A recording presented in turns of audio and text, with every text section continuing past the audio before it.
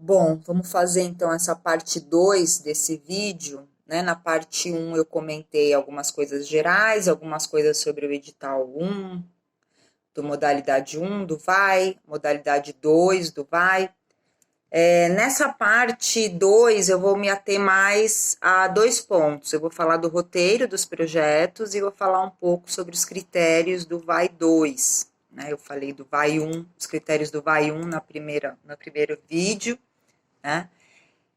Bom, tem uma diferença aqui bem importante, né, entre o vai um e o vai 2, enquanto o vai um ele é exclusivo, né, prioritariamente, na verdade, vai para grupos de pessoas físicas de 18 a 29 anos de baixa renda. O vai 2, modalidade 2, ele é para grupos e coletivos de jovens e adultos de baixa renda, tá?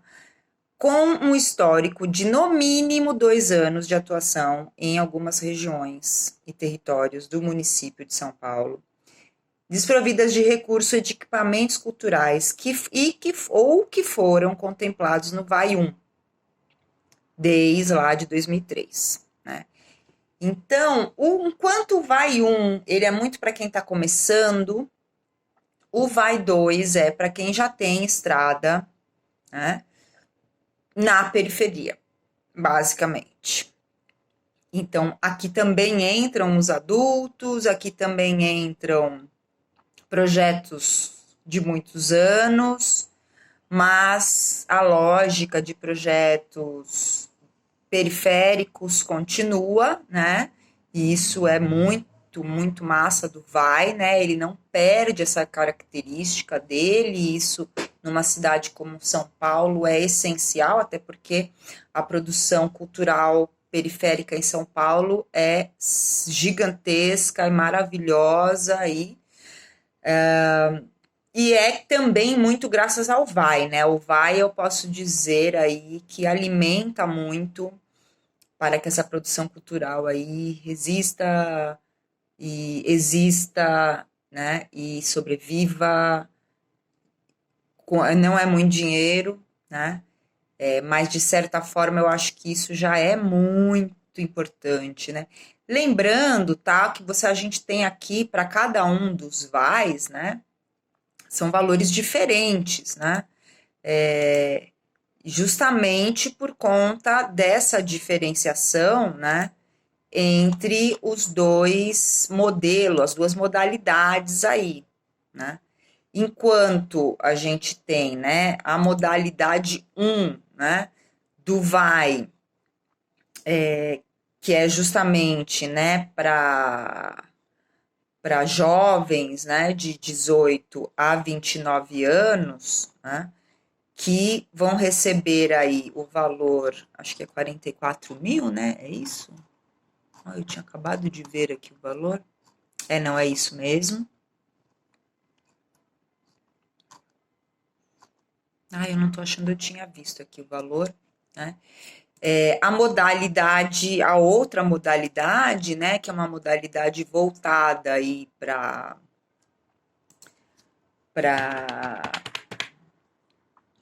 projetos que já existem, projetos de adultos, projetos com mais de 2 anos, né? Então, desculpa, é 42 mil para o vai um e 84 mil para o vai 2. É muito curioso, né? Para quem não sabe a história do vai, o vai ele começa com um projeto de lei em 2003, aí, né? Do então vereador Nabil Bonduque, né? E de 2003 até 2013, né? Durante 10 anos, o vai só existiu o vai um, né? E o valor era bem baixo, ele começou lá com 15 mil, depois subiu para 18 mil na época do Kassab, e foi bem difícil, inclusive, né? Era a época que o secretário era o Calil.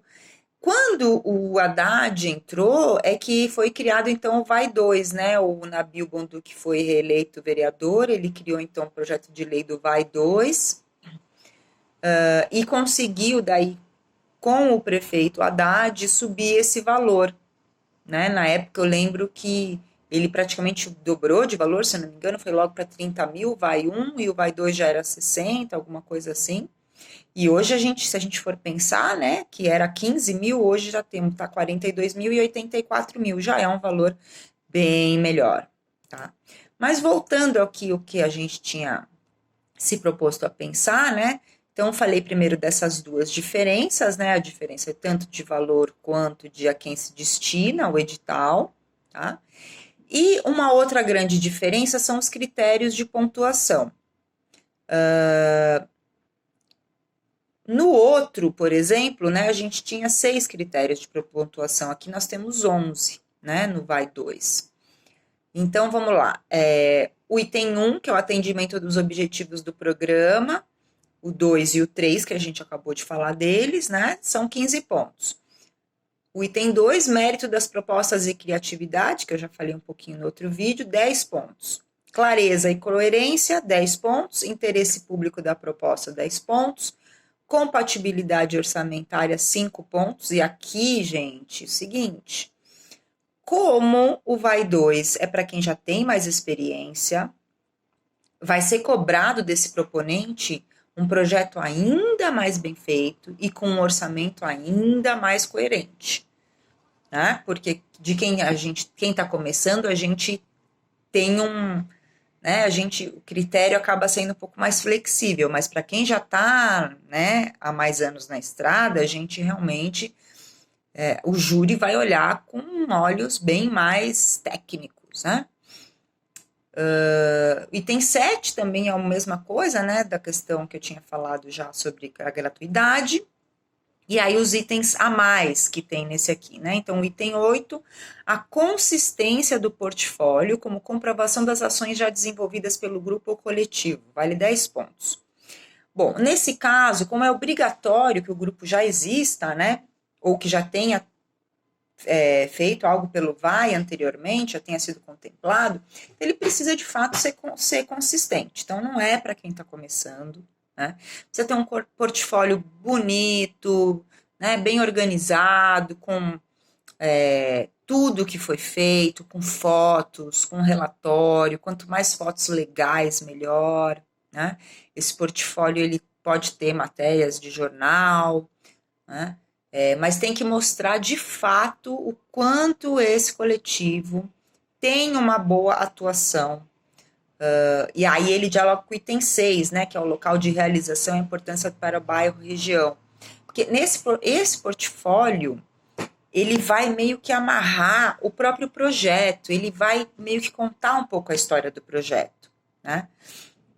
O item 9, a capacidade de fortalecer e ampliar circuitos e redes. Isso é super importante também, né? Então, não pode ser um projeto que não dialogue com o território, que não dialogue com outros coletivos do território e outros coletivos da cidade, de outras regiões também. E quanto mais esse coletivo tiver integrado dentro de circuitos, às vezes circuito, sei lá, o circuito de teatro da cidade, o circuito da música da cidade, o circuito do hip hop da cidade, né?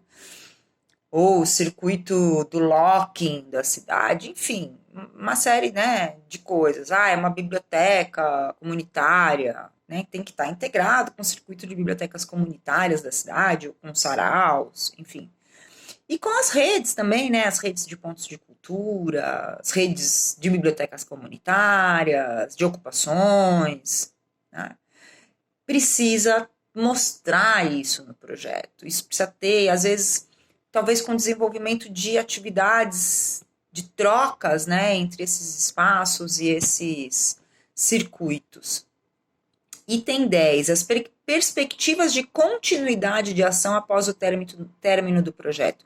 O que vai acontecer quando o projeto em si, esse que você está propondo, acabar? Como é que você vai fazer para isso ter uma sustentabilidade depois? O que vai ser feito? O que isso vai gerar, né, em termos de continuidade quando você não tiver mais o dinheiro da secretaria, o dinheiro do VAI?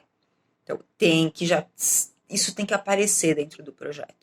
Então, é muito importante, por exemplo, que sejam projetos ligados a espaços que já existam e que isso vai trazer algo para o espaço que possa gerar alguma sustentabilidade posterior,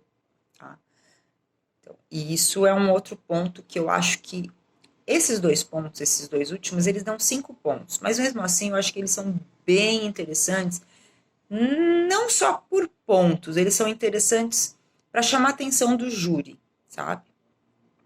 E o item 11, né, os resultados e impactos gerados pelas atividades desenvolvidas no âmbito do programa modalidade 1, ou pelas atividades apresentadas como comprovação de atuação do grupo coletivo na cidade. Não é fácil mostrar resultados e impactos gerados, né? Por isso que é bem importante fotos, depoimentos, né? Porque às vezes a gente não tem dados estatísticos para apontar, né? Esses resultados. A não ser que você tenham feito, durante esses últimos anos todos, uma pesquisa com a comunidade envolvida no projeto. Isso também pode ser legal, se você tiver. Se não, eu acho que seria bem interessante talvez fazer isso, sair com um celularzinho aí filmando depoimentos da criançada envolvida, das mães, da comunidade que conhece o projeto, né? Pegar fotos, né, de outras edições do projeto.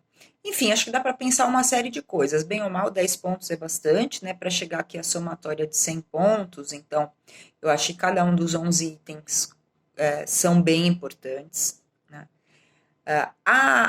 O júri, ele é obrigado a usar, tá, esse parâmetro aqui, desses critérios para pontuar. Mas não vamos esquecer que, geralmente, tá, cada ano esse júri muda, né? Mas, apesar de São Paulo ser gigante, as pessoas transitam por aí, as pessoas conhecem, as pessoas conversam, né? É muito raro que alguém não tenha ouvido nunca falar daquilo, né? Então, sejam verdadeiros, falem a verdade, não adianta inventar coisas, porque as pessoas do júri conhecem a cidade, conhecem as periferias, né? Rodam por aí, tá? Então, o ideal é que vocês falem a verdade. Então, acho que as fotos são muito legais por isso, porque elas, além de gerarem um impacto visual no projeto, elas também mostram, elas não mentem, né? Não tem como você armar uma foto, fica muito óbvio se você arma uma foto, né? Então, acho que o texto, ele é importante, ele tem que ser coerente, ele tem que ser objetivo, ser prático, né? E aí, vamos dar uma olhadinha só para a gente finalizar esses últimos minutos, nesse roteiro de projetos, né? Que tem alguns itens aqui. A capa, a introdução justificativa, objetivos a serem alcançados, os objetivos gerais, os específicos, né? Então, sigam esse roteirinho, tá, dos projetos. Sigam esse roteiro com muita calma. Quando vocês forem fazer, leiam, releiam, passem para outras pessoas que não você que escreveu, para darem uma lida para ver se ficou coerente, tá fácil de entender o que é, qual é a proposta, né? Pensando que quando você manda um projeto cultural para qualquer edital, você está mandando uma proposta de algo, ou que já existe, e que você passou aquilo para o papel, e do papel aquilo vai existir no mundo real, tá? Mas não é fácil você pôr no papel algo que já existe. E quando isso ainda não existe, isso ainda é uma ideia, para a ideia virar projeto, às vezes é mais difícil ainda. Então, muito cuidado, né? Porque aquilo precisa... Não é uma tese de doutorado que você está escrevendo. Você está escrevendo uma narrativa de algo concreto, que vai ser concreto no mundo, né? Que você está, nesse momento, criando, escrevendo um projeto. E mesmo algo que já existe, né? Quando você tem que escrever aquilo em letras, num papel, não é simples. Então, tenha isso em mente, de que quem vai ler o seu projeto precisa tentar enxergar na cabeça a mesma coisa que você está enxergando, né? Precisa conseguir montar esse quebra-cabeças da mesma forma que você está fazendo. Então, quando forem mandar o projeto, pensem nisso, lembrem dessa parte. E isso vai fazer vocês fazerem um ótimo projeto. Bom, eu fico por aqui. Boa sorte no Vai. Eu vou torcer para vocês. Qualquer coisa é só chamar.